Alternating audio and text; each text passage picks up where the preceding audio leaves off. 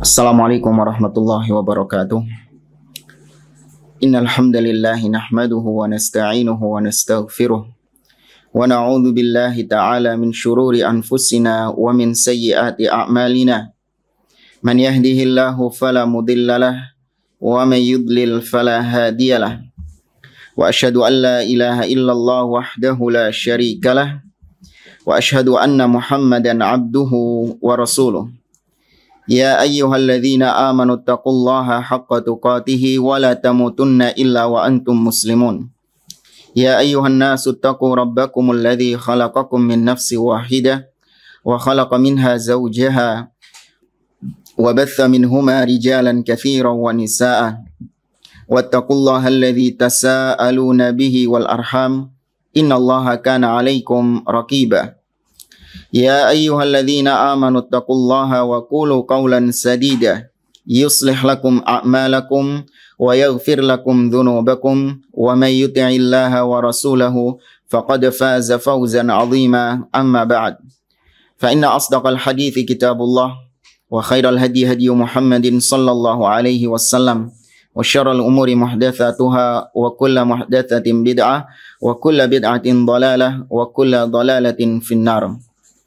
Para pemirsa sekalian yang dimuliakan Allah Subhanahu wa taala, alhamdulillah di pagi hari yang berbahagia ini Allah tabaraka wa taala mempertemukan kita kembali melalui siaran online melalui channel Salaf Ittiba TV dan Sahabat Muslim TV. Kita berjumpa kembali untuk meneruskan pembahasan kitab Al-Ihkam fi Sabri Ahwalil Hukam wa ma yushra'u lir'iyati fiha minal ahkam, karangan Fadilatul Syekh Ad-Doktor Ibrahim bin Amir Ar-Ruhaili hafizahullah, dengan terjemahan Tindak Tanduk Penguasa oleh Al-Ustadz Muflis Safitra hafizahullah ta'ala. Pada pertemuan yang lalu kita sedang membahas tentang tindak tanduk penguasa yang berkaitan dengan perintah-perintahnya dan larangan-larangannya. Bagaimana ketika pemimpin memerintahkan kepada sesuatu yang wajib atau melarang kepada sesuatu yang haram, bagaimana sikap rakyat. Kemudian kita telah membahas bagaimana ketika pemimpin memerintahkan kepada perkara-perkara yang sunnah, ya, dan melarang dari perkara yang makruh, bagaimana sikap rakyat kepadanya. Kemudian telah kita bahas juga bagaimana pemimpin ketika memerintahkan kepada perkara-perkara yang mubah, bagaimana sikap rakyat. Dan yang terakhir kita bahas adalah ketika pemimpin memerintahkan sesuatu yang makruh dan melarang dari sesuatu yang sunnah, bagaimana sikap rakyat.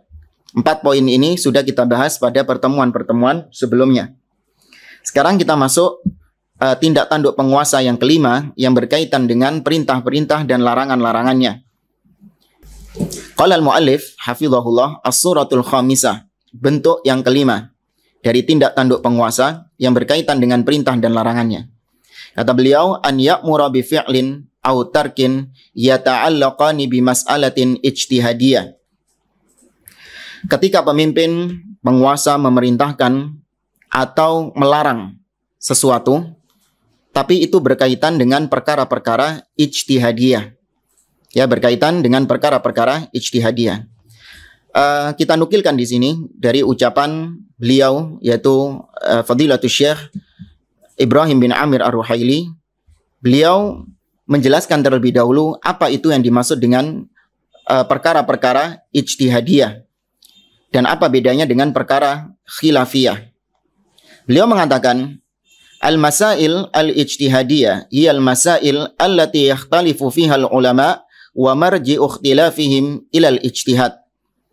Permasalahan-permasalahan ijtihadiyah maksudnya adalah yaitu permasalahan-permasalahan yang para ulama berikhtilaf di dalamnya, berbeda pendapat di dalamnya. Tapi kembalinya mereka itu pada ijtihad. Ya, perbedaan tersebut muncul karena ijtihad mereka, usaha mereka dalam menentukan atau dalam beristinbat, menentukan hukum dari dalil-dalil yang ada. Sehingga timbul kesimpulan-kesimpulan yang berbeda antara ulama yang satu dengan ulama yang lain dari hasil ijtihadnya. Atau bisa juga ijtihad kalau dalam ranah peradilan, yaitu seorang hakim menentukan hukum dari kasus yang sedang dia sidangi, yang sedang dia perkarakan, yang sedang ada di persidangan itu, dia menentukan hukum itu berdasarkan pengamatan dia dari kasus yang sedang dia tangani itu. Ya, dia ambil saksi-saksinya, keterangannya diambil, kemudian yang melapor bagaimana kesaksiannya, yang tertuduh bagaimana kesaksiannya, kemudian barulah dengan usaha dia, dengan jerih payahnya, ya, dengan dia mencurahkan segala ilmunya, kemudian dia menentukan bahwa fulan bersalah dan fulan tidak bersalah. Ini kembalinya kepada ijtihad. Ini yang disebut dengan perkara-perkara ijtihadiyah. Al-farqu bainal masail al-khilafiyah wal masail al-ijtihadiyah. Maka di sini nampak ya perbedaan antara apa yang diistilahkan dengan khilafiyah dengan apa yang tadi kita sebutkan ijtihadiyah. Kalau perkara-perkara khilafiyah, kita sering mendengar orang-orang mendengungkan khilafiyah. Ya, terutama di kalangan-kalangan orang-orang Harokiyun, di mana mereka mendengungkan kita ini harus berlapang dada dalam perkara-perkara khilafiyah. Bahkan mereka memiliki konsep nata'awanu fi mattafaqna fi wa ya'dhuru ba'duna ba'dan fi makhtalafna fi. Hendaklah kita saling tolong-menolong pada perkara-perkara yang kita sepakati dan kita saling memberikan toleransi dalam perkara-perkara khilafiyah yang terjadi di antara kita. Nah, ini kita sering mendengar perkara khilafiyah. Maka apa itu perkara khilafiyah? Kata beliau, al-masailul khilafiyah a'am. Istilah khilafiyah itu lebih umum daripada istilah ijtihadiyah yang tadi kita sampaikan. Wa hiya kullu mas'alatin waqa'a fihal khilaf. Khilafiyah ini adalah semua perkara yang terjadi perbedaan di dalamnya. Ya, semua perkara apapun, entah itu ranah ijtihad atau bukan ranah ijtihad, maka itu masuk dalam perkara yang disebut khilafiyah. Walakin laisa kullu mas'alatin khilafiyah ijtihadiyatan. Namun kata beliau, tidak semua perkara-perkara khilafiyah itu dikategorikan ijtihadiyah. Ya, tidak semua perbedaan itu disebut perbedaan yang sifatnya ijtihadiyah. Maka hati-hati. Ini nanti akan menimbulkan implikasi sikap kita terhadap khilaf tersebut. Kalau khilaf ijtihadiyah, maka sikap Ahlussunnah wal Jamaah itu memberikan ruang, memberikan toleransi kepada saudaranya yang berbeda pendapat namun dalam ranah ijtihadiyah. Tapi kalau itu perkara khilafiyah yang bukan ijtihadiyah, bahkan bersumber dari bid'ah, bersumber dari hawa nafsu, bersumber dari kebodohan, maka yang seperti ini sikap kita tidak memberikan toleransi kepada khilafiyah yang modelnya seperti itu tadi. Nah, lebih lanjut kata beliau, li'annahu qad takunu mas'alah khilafiyatan yukhalifu fiha ahlul bid'ah wa yukhalifu fiha ahlud dhalal wa qad yukhalifu fiha ba'du ahlil ilm linaqsil ilmi falaysat masail ijtihadiyah falaysat masail ijtihadiyah. Kata beliau, terkadang ada perkara-perkara khilafiyah yang kita berbeda pendapat. Tapi perbedaan itu antara ahlus sunnah dengan ahlul bid'ah. Antara orang-orang yang berada di atas petunjuk dengan orang-orang yang tersesat. Bahkan terkadang perbedaan itu terjadi di kalangan para ulama itu sendiri. Dikarenakan para ulama yang satu memiliki ilmunya dan yang satu tidak memiliki ilmunya. Sehingga terjadi khilaf di antara mereka. Wa ammal masailul ijtihadiyah hiya allati yakhtalifu fiha al-ulama wa marji'u ikhtilafihim ila ijtihadin fi fahmin nas. Itu tadi perkara khilafiyah. Adapun perkara ijtihadiyah, kita ulangi lagi. Perkara ijtihadiyah adalah segala perkara-perkara yang para ulama berbeda pendapat di sana dan sumber perbedaan mereka itu karena adanya ijtihad yang berbeda dalam memahami dalil-dalil. Wa amma al-masailul khilafiyah yukhalifu fiha al-mukhalif yukhalifu fiha an-nas imma li bid'atin aw li hawa aw li jahlin. Adapun perkara-perkara khilafiyah yang tadi kita katakan lebih umum, itu seorang berbeda pendapat di sana itu disebabkan karena kebid'ahan, disebabkan karena hawa nafsu, atau karena kebodohan. Ya. Itu yang kita sedang bahas pada pertemuan pagi hari ini, yaitu perkara-perkara khilafiyah. Bagaimana pemimpin ketika memerintahkan kepada sesuatu yang sifatnya perbedaan pendapat yang masuk dalam ranah ijtihadiyah? Maka dijelaskan oleh beliau, fatajibu ta'atuhu fi dzalik. Ya, maka wajib untuk ditaati. Ya, perintah pemimpin tersebut itu wajib untuk ditaati. Bina'an ala ma qarrarahul ulama min annal ulama awil khusum idza ikhtalafu aw tanaza'u fi amrin fa inna hukmal hakim yarfa'ul khilaf wa yusaru ilaihi fi halin niza'. Kata beliau, wajib untuk ditaati berdasarkan apa-apa yang telah ditetapkan oleh para ulama. Bahwa para ulama itu, ya, apabila terjadi ikhtilaf antara dia dengan lawannya. Jadi ada ulama berbeda pendapat dengan ulama yang lain. Berselisih pendapat di situ dalam satu perkara. Kemudian penguasa, ya, menentukan pilihan mana di antara pendapat dua ulama ini yang benar. Maka kalau sudah penguasa memilih satu pilihan, satu pendapat dari ulama yang berselisih tadi, maka pilihan penguasa itu membuyarkan khilafnya para ulama tadi. Buyar khilafnya tadi. Ya, kata beliau, dan ini kaidah, fa inna hukmal hakim yarfa'ul khilaf. Ketetapan pemimpin itu mengangkat khilaf. Ya, keputusan penguasa itu melenyapkan khilaf yang terjadi di antara mereka. Wa yusaru ilaihi, dan keputusannya dikembalikan kepada penguasa fi halin niza', dalam perkara-perkara yang diperselisihkan tadi. Ya, nanti akan ada contoh-contohnya, kasus-kasus bagaimana ketika pemimpin penguasa menetapkan sesuatu yang itu terjadi khilaf, maka pilihan pemimpin itulah yang dipilih. Qala Abul Abbas Al-Qurafi Al-Maliki, berkata Abul Abbas Al-Qurafi Al-Maliki yang wafat pada tahun 684 Hijriah. Beliau berkata, "I'lam anna hukmal hakim fi masailil ijtihad yarfa'ul khilaf." Ketahuilah bahwa hukum yang telah ditentukan oleh pemimpin pada perkara-perkara ijtihad itu mengangkat khilaf, ya, mengangkat perbedaan. Wa yarji'ul mukhalifu an madhhabihi li madhhabil hakim, dan seorang diwajibkan untuk rujuk dari madhabnya dia ke madhabnya penguasa tadi.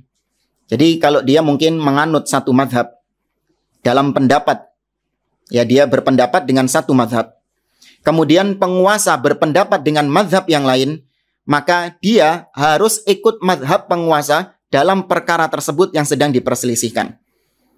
Ya, ini mungkin agak bulat, saya ulangi. Ketika ada perselisihan, katakan ulama A itu menganut madhab Maliki dalam perkara tersebut.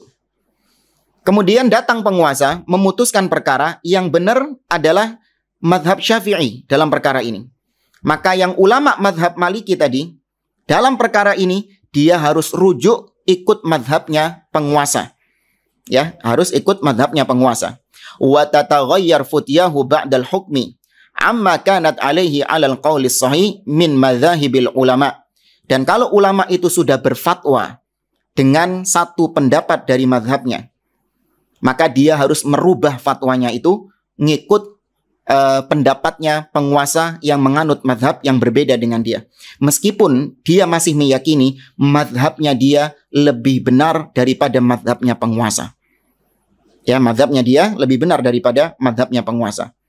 Ini kata Abul Abbas Al-Qurafi yang bermadhab Maliki. Wa qala Syekhul Islam Ibnu Taimiyah rahimahullah. Syekhul Islam mengatakan, kullu tasarrufin mutanaza'in fihi idza hakama al-hakimu bi sihhatihi lam yakun li ghairihi naqduhu idza lam yukhalif nassan wala ijma'an. Kata Syekhul Islam, semua perbuatan yang terjadi khilaf di sana, terjadi perbedaan di sana, apabila penguasa telah memutuskan bahwa yang benar adalah pendapat A, Ya, yang benar adalah pendapat ini. Maka yang lain tidak boleh menganulirnya, tidak boleh membatalkannya. Ya, selama pendapat penguasa tersebut itu tidak menyelisihi dalil-dalil dan tidak menyelisihi ijma'. Ya, ini menunjukkan bahwa tetap mengikuti mazhab penguasa ketika terjadi khilaf dalam masalah-masalah ijtihadiyah. Ini butuh perincian ya. Nanti akan ada rincian-rinciannya. Nah, kalau khilafnya itu bukan dalam masalah ijtihadiyah, maka nggak wajib ikut penguasa. Contoh misalnya, ada terjadi khilaf, tapi bukan dalam ranah ijtihad. Yaitu, yang satu mengharamkan demonstrasi, sedangkan yang satu membolehkan demonstrasi. Ini disebut khilaf, tetap disebut khilaf. Tapi bukan dalam ranah ijtihad. Kenapa? Karena dalil-dalilnya sudah sharih tentang haramnya demonstrasi, haramnya mengkritik penguasa, itu dalilnya sudah jelas. Maka nggak boleh ada perbedaan di situ. Tapi ternyata terjadi khilaf juga. Maka ini masuk kategori khilaf yang bukan ijtihadiyah. Nah, kemudian dua ulama yang berselisih ini, yang satu mengatakan demonstrasi boleh, yang satu mengatakan demonstrasi yang nggak boleh. Kemudian tiba-tiba penguasa memutuskan bahwa yang benar itu boleh demonstrasi, kata penguasa. Maka sikap kita tetap pada hukum syar'i. Kenapa? Karena yang diputuskan sama penguasa tersebut itu bukan dalam ranah ijtihadiyah dan menyelisihi dalil. Karena dalil syar'i mengatakan bahwa demonstrasi haram hukumnya, meskipun pemerintah membolehkan. Ya, makanya di sini Syekhul Islam mengatakan tidak boleh seseorang mengganggu gugat keputusan pemimpin selama tidak bertentangan dengan dalil-dalil atau tidak bertentangan dengan ijma'. Kalau pemimpin membolehkan demonstrasi, itu menyelisihi dalil, bahkan menyelisihi ijma' para ulama sejak zaman dahulu sampai sekarang. Demonstrasi hukumnya haram dalam Islam. Baik, kita lanjutkan. Qala Ibnu Abil Izzi Al-Hanafi. Berkata Al-Imam Ibnu Abil Izzi Al-Hanafi yang mensyarah kitab Al-Aqidah At-Tahawiyah. Beliau mengatakan wa qad dallat nususul kitabi was sunnati wa ijma'u salafil ummah anna waliyal amr wa imam as-salah wal hakima wa amiral harb wa amil as-sadaqah yuta'u fi mawadhi'il ijtihad. Kata beliau, dalil-dalil di dalam Al-Quran, di dalam As-Sunnah, semuanya menunjukkan. Demikian juga ijma' para salaf, semuanya menunjukkan bahwa pemimpin atau imam sholat atau hakim di pengadilan atau komandan perang atau amil zakat, ya, semuanya itu ditaati perintahnya dalam perkara-perkara yang masuk ranah ijtihad. Ya, ditaati dalam perkara-perkara ijtihad. Walaisa alaihi ayyuti'a adba'ahu fi mawaridil ijtihad. Dan bukan kebalikannya. Nggak boleh pemimpin tersebut justru mengikuti kemauan pengikut-pengikutnya. Dalam perkara-perkara ijtihad ini justru mengikuti kemauan pengikut-pengikutnya. Bal, kata beliau, alaihim ta'atuhu fi dzalik. Justru pengikut-pengikutnya itu yang mentaati keputusan pemimpin tersebut. Wa tarku ra'yihim li ra'yihi. Pengikut-pengikutnya itu tadi seharusnya meninggalkan pendapatnya untuk mengikuti pendapat pemimpin. Fa inna maslahatal jama'ah wal i'tilaf wa mafsadatal furqah wal ikhtilaf a'zamu min amril masailil juz'iyah. Karena demi untuk mencapai kemaslahatan secara kolektif atau untuk menghindarkan mafsadat berupa perpecahan dan perselisihan, ini lebih dikedepankan daripada perkara-perkara yang sifatnya furu', ya, dari perkara-perkara yang sifatnya cabang. Walihada lam yajuz lil hukam ayyanqudha ba'duhum hukma ba'din. Oleh karenanya tidak boleh bagi para hakim-hakim di pengadilan misalnya, kalau sudah ada satu hakim yang sudah memutuskan perkara, maka hakim yang lain tidak boleh, ya, menggugatnya, tidak boleh menganulir keputusan hakim tersebut. Wa qala Syekh Mar'i Al-Karami Al-Hambali. Berkata Syekh Mar'i yang wafat pada tahun 1303 Hijriah. Beliau mengatakan wa hukmul hakim yarfa'ul khilaf. Lakin la yuzilu syai' an sifatihi batinan. famata hukima lahu bibayyinati zurin bizaujati imra'atin wa wati'a ma'al ilm fakaz-zina. Kata beliau, apabila hakim, penguasa telah memutuskan perkara, maka terangkat khilaf yang terjadi. Akan tetapi ini hanya hukum di dunia. Adapun di akhirat atau hukumnya secara syar'i itu tidak akan berubah, kata beliau, tidak akan hilang. Kata beliau, kapanpun seorang hakim menghukumi bahwa ada sepasang suami istri yang ketika itu berdusta salah satunya, kemudian dihukumi oleh hakim sebagai sepasang suami istri yang sah, kemudian mereka ini berhubungan suami istri, maka hukumnya tetap dia itu zina. Ya, saya kasih contoh misalnya, contoh kasus. Ada suami istri. Suaminya ini menceraikan istrinya. Ya, dia sudah mentalak istrinya 2 kali. Seharusnya, ya, dia sudah mentalak 2 kali. Apabila telah selesai masa haid si istri tersebut dan belum rujuk, maka tentu itu talak bain. Ya, nggak bisa kembali lagi. Tahu-tahu tiba-tiba si istri yang masih ditalak 2 kali itu tiba-tiba menikah dengan laki-laki yang lain. Ya, seharusnya dia menunggu masa iddahnya selesai baru dia menikah dengan laki-laki lain. Tapi ini enggak. Masa iddahnya belum selesai, dia menikah dengan laki-laki yang lain. Kemudian suami yang pertama ini, dia tetap ngotot kalau masa iddahnya belum selesai. Sedangkan sang istri ngotot, enggak mas, sudah selesai masa iddahku, aku sudah enggak ada hubungan denganmu. Maka kemudian perkara ini diangkat ke pengadilan. Ya, diangkat ke hakim. Kemudian sama hakimnya diperhatikan, saksi-saksinya dipanggil semua. Ya, kemudian ditimbang. Disinilah hakim berijtihad. Ya, seorang hakim berijtihad. Dia ambil keterangan dari pihak suami, dia ambil keterangan dari pihak istri. Ternyata hakim memutuskan bahwa kalian berdua sudah bercerai. Dan istri menikah dengan laki-laki lagi, itu sudah sah pernikahannya. Ya, itu sudah sah pernikahannya. Karena mungkin hakim tadi berijtihad, yang paling tahu tentang haid ya wanita itu sendiri. Kalau sang istri sudah mengatakan saya sudah haid, selesai masa iddahku, maka berarti pendapat ini yang lebih diambil. Ini ijtihadnya hakim. Namun Allah Subhanahu wa taala Maha tahu bahwa sang istri berdusta. Ya, sang istri berdusta. Dia masih belum selesai masa haidnya. Maka dalam perkara seperti ini, iya, pernikahannya, keputusan hakim tadi itu membuyarkan perselisihan yang ada. Sudah selesai. Antara suami lama dengan istrinya, itu sudah tidak ada hubungan lagi. Selesai sudah. Tapi ini dalam perkara duniawi. Adapun hukum secara asal, dia tetap, sang istri tadi yang menikah dengan laki-laki itu, dia tetap dihukumi berdosa dan dihukumi berzina. Ya, tetap dihukumi berzina. Tapi ini kata beliau, ada kaidah di sini yang beliau katakan, hukmul qadhi la yuzilu hukma syari'. Hukum yang ditetapkan oleh penguasa melalui hakim misalnya, itu tidak bisa menghilangkan hukum syariat.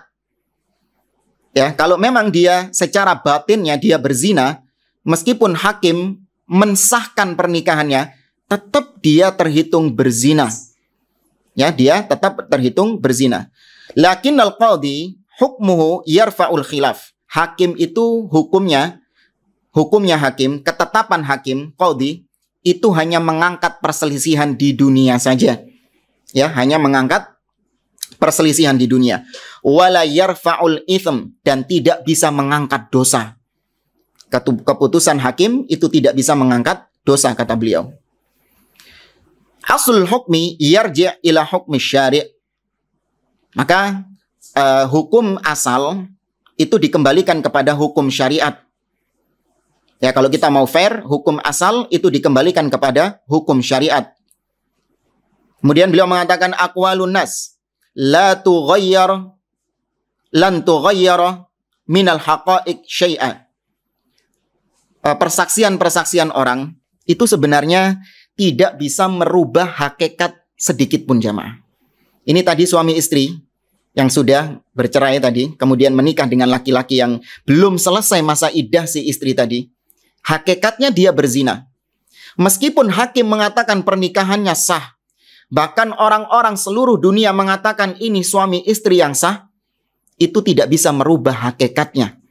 Ya, ucapan manusia seluruhnya tidak bisa merubah hakikat seseorang. Ya, oleh karenanya di sini ada pesan yang penting bagi kita. Yang penting itu adalah hakikat jati diri kita, bukan apa kata orang. Ya, bukan apa kata orang. Meskipun ada orang yang memuji-muji kita, bahkan dia membuat syair pujian kepada kita, dikumpulkan itu sampai mungkin 10 jilid.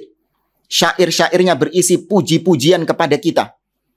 Maka itu tidak akan memberatkan timbangan kebaikan kita walau sedikit pun, jamaah.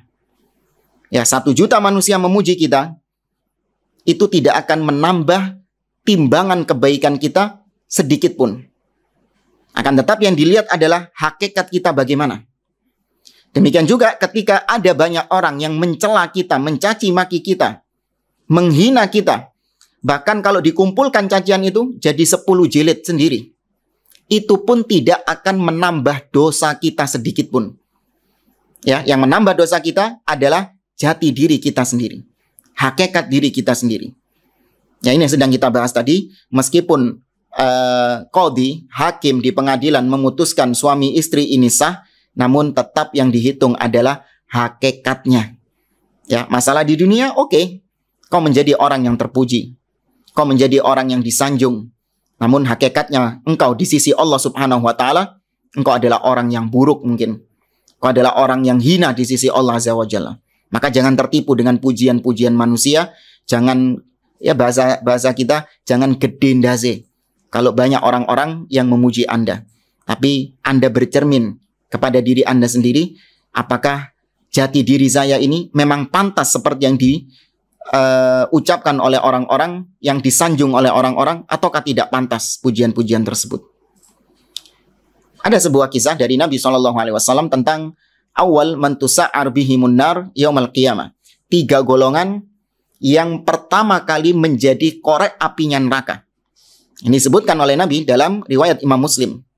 Ya, kata Nabi SAW, awwalu man tusa'ar bihimun nar yaumal qiyamah thalath. Ada 3 golongan yang pertama kali menjadi koreknya api neraka. Yang pertama adalah alimun wa qari'ul Qur'an, seorang yang alim dan dia pandai membaca Al-Qur'an. Fa'arafa ni'amahu wa arafaha. Ya, kemudian dia pun disebutkan tentang nikmat-nikmat yang dia dapatkan di dunia dan dia mengakui bahwa itu dari Allah. Kemudian Allah bertanya kepada dia, "Madza amilta biha?"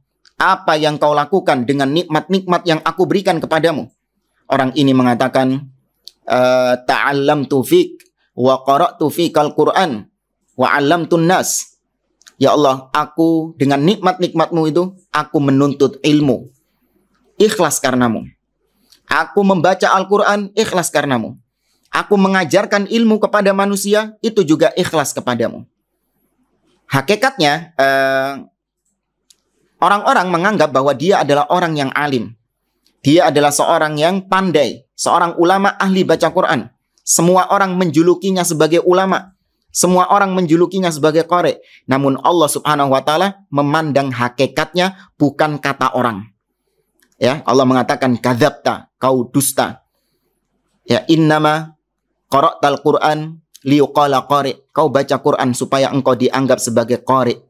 Wa 'allamta liyuqala alim. Dan kau wa ta'allamta liyuqala alim, dan kau belajar agama supaya orang-orang menyebutmu alim. Wa qad qil, dan itu sudah diucapkan kepadamu. Orang-orang semua menganggapmu qari'ul Quran, menganggapmu sebagai orang yang alim. Fasuhiba bihi, fasuhiba ala wajhihi, faulqiya finnar. Wajahnya diseret, kemudian dimasukkan ke dalam neraka jahanam. Ya, maka sekali lagi, seorang hendaklah melihat jati dirinya, bukan melihat apa kata orang. Beliau juga mengatakan, al-ibrah bima alimallahu minal abd, la bima yaqulun nasu fil abd. Ya, ibrah itu bisa diambil dari apa-apa yang Allah ketahui dari hamba tersebut. Bukanlah ibrah itu diambil dari apa yang diucapkan orang-orang tentang hamba tersebut. Ya, hakikatnya apa yang diketahui Allah, bukan apa yang diucapkan oleh manusia. Nah, kita lanjutkan.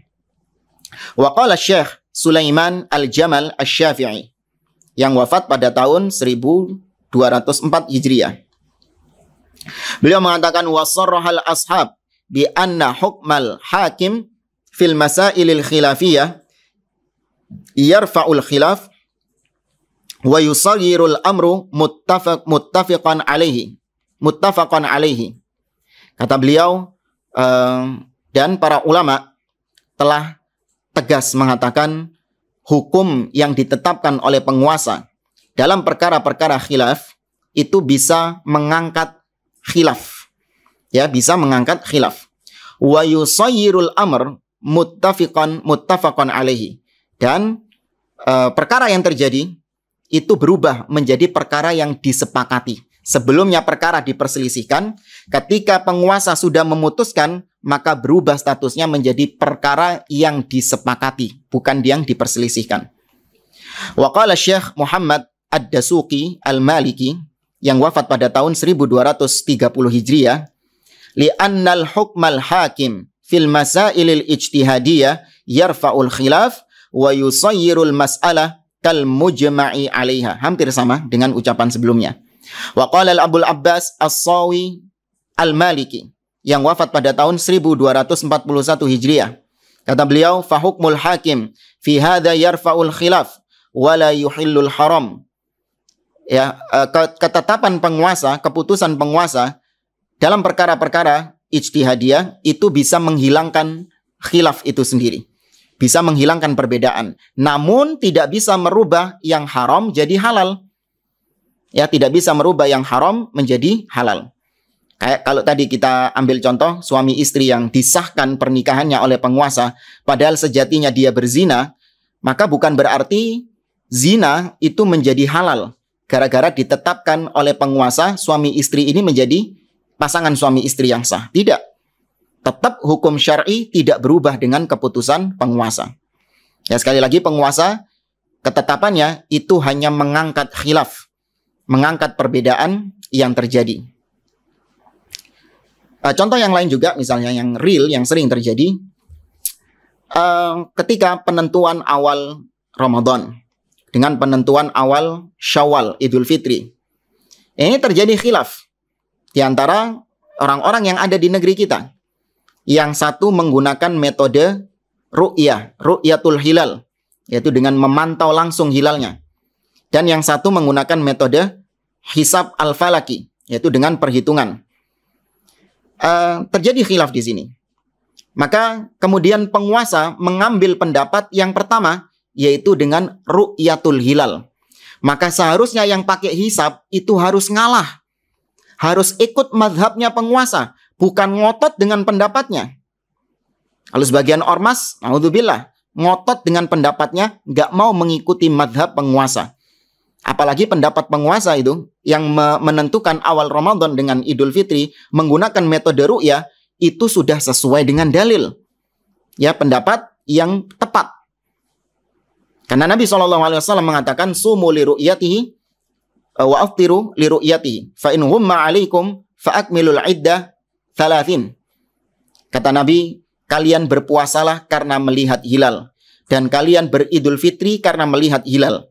Apabila tidak nampak, maka genapkan menjadi 30. Ya, apabila tidak nampak, menjadi 30. Nah, ini sudah sesuai penguasa. Kok tidak mau diikuti, ngotot dengan pendapatnya. Ya, ini sekali lagi bukan manhajnya salaf, bukan metodenya Nabi SAW. Wa qala Ibnu Abidin Al-Hanafi, yang wafat pada tahun 1252. Inna hukmal hakim fil mujtahadi fihi yarfa'ul khilaf. Hampir sama. Wa qala Syekh Abdullah Ababitin yang wafat pada tahun 1282, beliau mengatakan wa ammal hakim fa innahu yarfa'ul khilaf hukmuhu wa la yanqudu min hukmihi illa ma khalafa nassa kitabin aw sunnatin aw ijma'in. Kata beliau, adapun penguasa, maka sesungguhnya dia hukumnya itu mengangkat perselisihan. Ya, hukumnya, ketetapannya penguasa itu mengangkat perselisihan. Dan tidak boleh orang lain mengganggu gugat ketetapan penguasa tadi, kecuali apabila keputusan penguasa tersebut itu menyelisihi nas-nas di dalam Al-Quran atau di dalam sunnah atau ijma'. Nah, kalau menyelisihi baru boleh untuk tidak diambil pendapat ulama tersebut. Wa qala samahatu Syekh Muhammad ibn Ibrahim fi siyaqi dzikrihi wujuhat tarjih li mas'alah ma sarraha bihil ulama anna hukmal hakim yarfa'ul khilaf. Ya, ini sama kaidahnya, hukmal hakim yarfa'ul khilaf. Ketetapan penguasa itu mengangkat perselisihan. Wa qala samahatu Syekh Abdul Aziz ibn Baz, berkata Syekh Abdul Aziz bin Baz rahimahullah, inna hukmal qadi yarfa'ul khilaf fil masailil khilafiyah wa yahsimun niza'. Ya, sama intinya semua. Hukum seorang qadi, hakim di pengadilan, itu mengangkat perselisihan yang terjadi pada kasus tersebut. Ya, pada perkara-perkara khilafiyah yang ijtihadiyah. Dan itu bisa melenyapkan perselisihan tersebut. Berkata juga Syekh Abdullah Al-Bassam yang mensyarah Umdatul Ahkam, beliau mengatakan inna hukmal hakim yarfa'ul khilaf al-zahir faqat. Ketetapan hakim itu mengangkat perselisihan yang nampak saja. Artinya perselisihan secara zahirnya saja.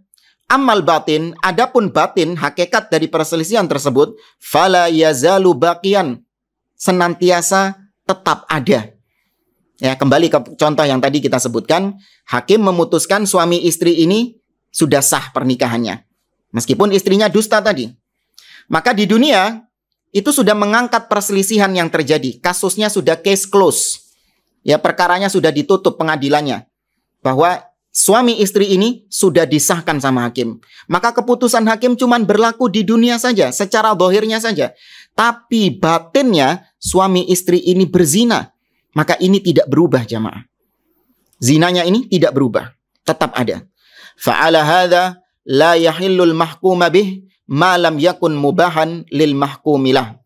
Maka dengan itu sesuatu yang dihukumi halal itu tidak bisa menjadi halal, tidak bisa menjadi mubah hanya lantaran gara-gara hakim tadi membolehkan hal tersebut. Ya, membolehkan hal tersebut. Wa qala Syekh Ibnu Utsaimin, berkata Syekh Muhammad bin Shalih Al-Utsaimin rahimahullah, wa hukmul hakim yarfa'ul khilaf wa yaqta'un niza'. Sama. Fa dhahara bihadza syuhrah فظهر بهذا شهرة هذه المسألة وتعويل العلماء عليها في الترجيح في هذا المقام. Maka setelah kita sebutkan tadi ucapan-ucapan para ulama, nampak bagi kita betapa pendapat wajibnya untuk mentaati penguasa dalam perkara-perkara ijtihad itu disepakati dari semua mazhab. Ya, Anda buka lagi halaman-halaman tadi yang kita baca, Anda lihat ulama-ulamanya ini dari lintas mazhab. Ya, perwakilan-perwakilan dari lintas mazhab. Mazhab Syafi'i disebutkan, mazhab Hanafi, mazhab Hambali, mazhab Maliki, semuanya disebutkan. Maka kata beliau, permasalahan ini sangat terkenal pembahasannya di kalangan para ulama, dan pendapat-pendapat ulama tersebut itu yang dipegang. Ya. Lakin labudda min mura'ati iddati dhawabit fi takririha. Nah, ini tadi syarat dan ketentuan. Ya, kita mentaati penguasa dalam perkara-perkara ijtihadiyah, tapi S dan K. Ya, syarat dan ketentuan berlaku.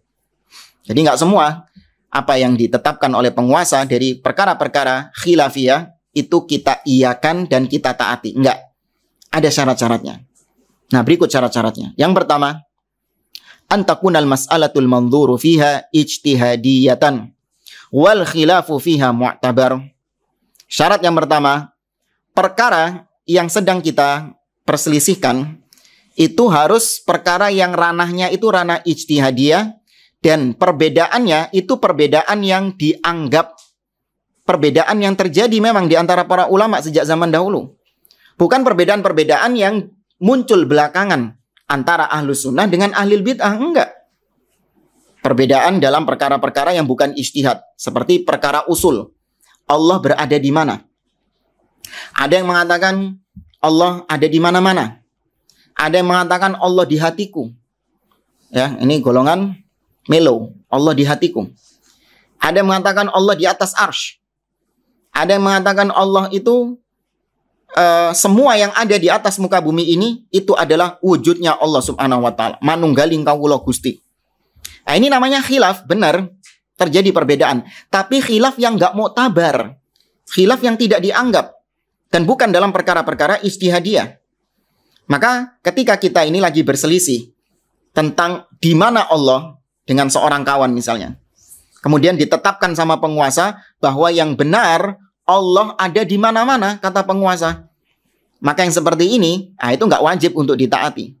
Nggak wajib untuk diikuti. Karena tidak memenuhi syarat yang pertama. Yaitu perbedaan itu hanya terjadi dalam ijtihadiyah, bukan dalam perkara-perkara usul akidah.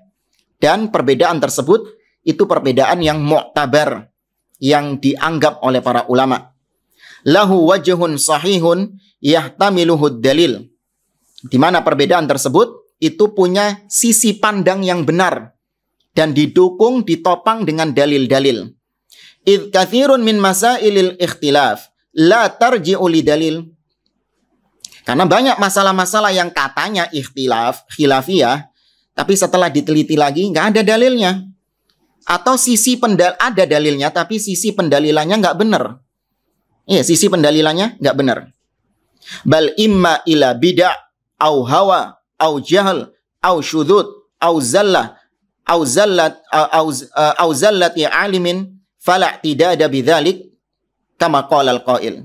Bahkan terkadang ikhtilaf yang terjadi itu kembalinya kepada bid'ah, kembalinya kepada hawa nafsu, kembalinya kepada kebodohan, kembalinya kepada pendapat-pendapat yang nyeleneh. Ya, pendapat-pendapat yang nggak umum gitu. Ada ulama-ulama yang berpendapat nyeleneh, si JDW, meling CDW. Beda dengan pendapat ulama-ulama yang lain. Ya, kalau makanya Anda buka dalam pembahasan-pembahasan fikih, ada saja pendapat-pendapat ulama yang nyeleneh-nyeleneh. Di antara mereka ada yang membolehkan nikah mut'ah. Di antara mereka ada yang membolehkan nikah tanpa wali. Di antara mereka ada yang membolehkan nadhor dengan melihat seluruh tubuh wanita tersebut. Nah, itu kalau dicari-cari tetap ada ketergelinciran-ketergelinciran para ulama. Ada yang membolehkan khamr selama itu bukan dari anggur. Kalau dari anggur itu haram. Tapi kalau dari selain anggur maka boleh. Ada yang berpendapat seperti itu. Maka kalau khilafnya itu diambil dari ketergelinciran para ulama seperti ini, maka itu tidak diperhitungkan sebagai khilaf. Ya, bahkan yang terjadi ada sebuah syair yang menjadi kaidah para ulama, yaitu laisa kullu khilafin ja'a mu'tabaran illa khilafun lahu hadzun minan nadhar. Tidak semua khilaf itu bisa dikatakan khilaf yang dianggap. Ya, kecuali khilaf yang memang ada sisi pendalilannya dengan benar. Ya, kecuali khilaf yang memang ada bagian dalam pendalilannya dalam perselisihan tersebut. Tapi kalau khilafnya itu tidak ada perselisihan, tidak ada dalil di sana, atau khilafnya itu sifatnya bersumber dari bid'ah dan lainnya, maka ini tidak dianggap ya khilaf, tapi tidak dianggap tidak dihitung sebagai khilaf. Tapi ini syarat yang pertama. Kemudian ketentuan yang kedua, ayyastanidal hakim fi ikhtiyarihi wa tarjihihi lima ya'muru bihil ummah ala dalilin syar'iyyin sahihin salihin litarjih. Ketika penguasa tadi memutuskan satu pendapat yang dia pilih, maka pendapat yang tadi dia perintahkan untuk umat mengikutinya itu harus dibangun di atas dalil yang syar'i, yang sahih dan yang baik. Kalau tadi kita ambil kalau kita ambil contoh tadi tentang masalah penentuan awal Ramadan dan Idul Fitri misalnya. Katakan pemimpin, ya dia mengikuti pendapat dengan menggunakan hisab. Ya, mengikuti pendapat yang menggunakan hisab. Maka yang seperti ini itu sudah di luar ketentuan yang sedang kita bahas. Karena apa? Pemimpin ketika memilih pendapat tersebut, yaitu dengan menggunakan hisab, maka dia itu tidak ditopang di atas dalil yang sharih. tidak ditopang di atas dalil yang benar. Ya, karena tidak ada dalil kalau penentuan Idul Fitri, Idul Adha, penentuan Ramadan itu dengan menggunakan hisab, itu tidak ada dalilnya dari Nabi SAW. Maka ini nggak benar. Qala Syekhul Islam Ibnu Taimiyah rahimahullah, wa amma ilzamu sultan fi masailin niza' biltizami qaulin bila hujjatin binal kitabi was sunnah fahadha la yajuzu bittifaqil muslimin wa la yufidu hukmu hakimin bisihhati qaulin duna qaul. Kata Syekhul Islam, ya, adapun menetapi para penguasa dalam perkara-perkara yang terjadi perselisihan dengan kita komitmen memegang ucapan pendapat ulama tersebut tapi nggak ada hujahnya, tidak ditopang dengan dalil di dalam Al-Quran dan Sunnah. Ulama penguasa menentukan satu hukum tapi tidak ditopang dengan dalil, maka kata beliau, hadza la yajuz, ini nggak boleh sesuai dengan kesepakatan kaum muslimin. Ya, dan hukumnya penguasa yang ditetapkan tadi itu tidak mendapatkan faedah sedikit pun ya dari pendapat-pendapat yang ada.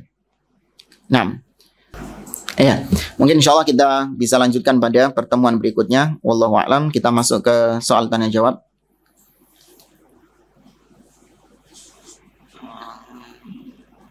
Baik, di sini disebutkan, Ustadz, dalam pembahasan tadi kasus hakim yang memberi keputusan ijtihad tadi, apakah seorang hakim tersebut juga mendapatkan dosa, sedangkan seorang hakim tersebut tidak tahu bahwa perempuan tadi itu berdusta. Oleh karenanya seorang hakim, tatkala dia salah dalam berijtihad, kalau dia memang benar-benar kredibel ya sebagai hakim, dia memang sudah mencurahkan segala apa yang dia miliki. Ya, dia mencurahkan segala apa yang dia miliki dari ilmunya. Ya, karena dia manusia biasa, bisa salah dan bisa benar. Kalau ternyata dia ini salah dalam keputusannya, maka dia tetap mendapatkan pahala, bukan mendapatkan dosa, mendapatkan pahala. Tapi sekali lagi, kalau dia benar-benar hakim yang kredibel, bukan orang bodoh kemudian dijadikan hakim, enggak. Ini meskipun keputusannya benar tetap salah. Karena dia sok-sokan jadi hakim itu sudah perbuatan dosa tersendiri. Nabi SAW mengatakan, idza ijtahadal hakim fa asaba falahu ajran wa idza ijtahada fa akhta'a falahu ajrun wahid. Apabila seorang hakim dia berijtihad untuk menentukan putusan, kemudian benar, maka dia dapat dua pahala, yaitu pahala atas ijtihadnya dia dan pahala benarnya dia.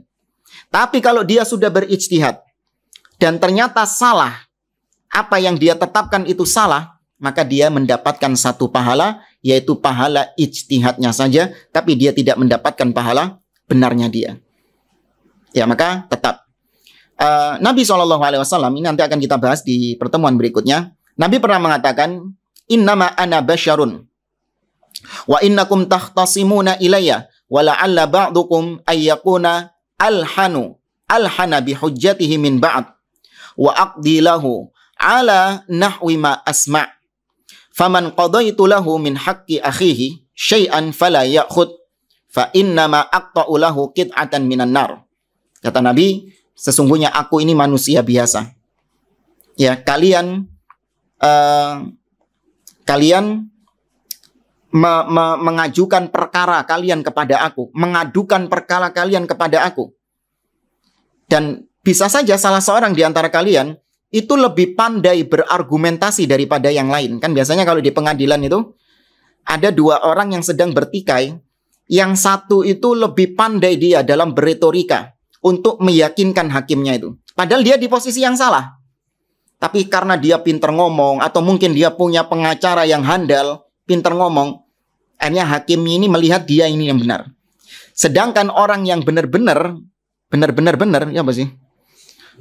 Orang yang benar-benar dalam posisi benar, dia ini nggak pinter ngomong. Ya, dia nggak pinter berretorika, nggak pinter berhujjah di hadapan hakim di pengadilan. Maka yang salah dibenarkan, yang benar disalahkan. Nah, kata Nabi SAW, bisa jadi kalian ini memang salah satu pandai untuk berdebat, dan yang satu tidak.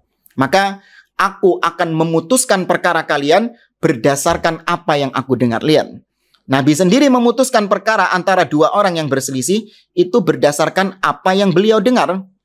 maka barang siapa yang sudah aku tetapkan hak atas saudaranya, padahal itu bukan haknya dia, maka tolong jangan diambil haknya.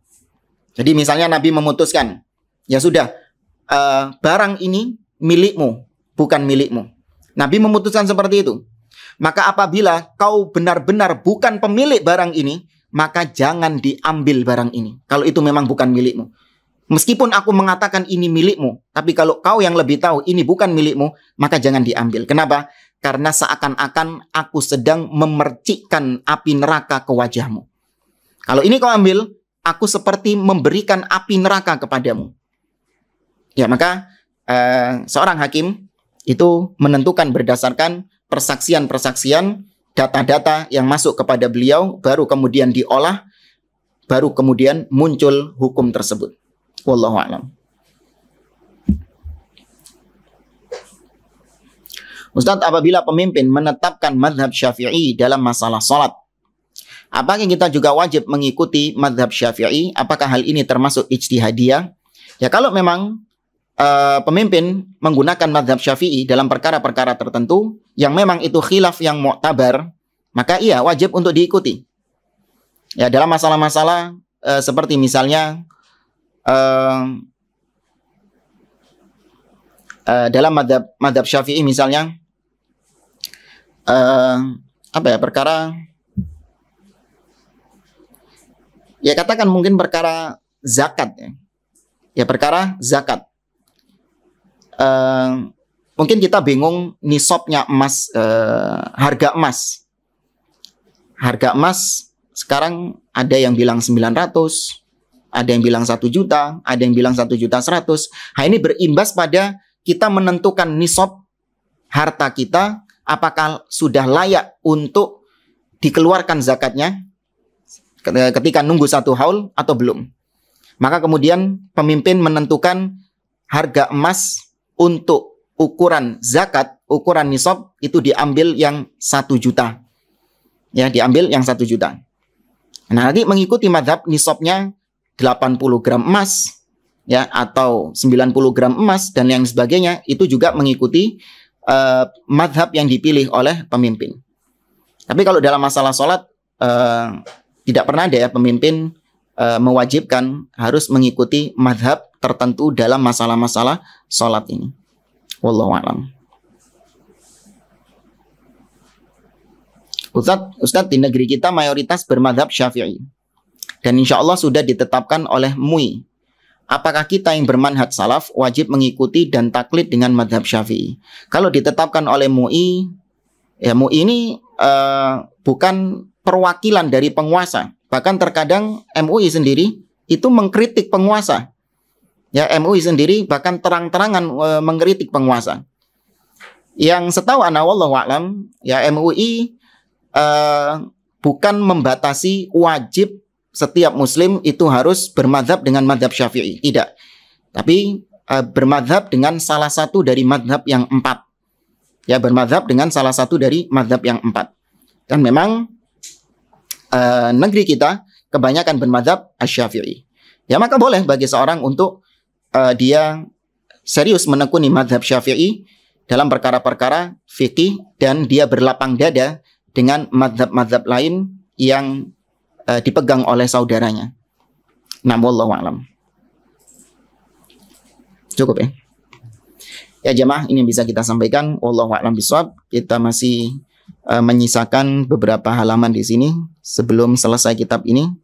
Semoga Allah Subhanahu wa taala memberikan kita waktu yang cukup dan memberikan kita taufik untuk bisa menyelesaikan pembahasan kitab ini.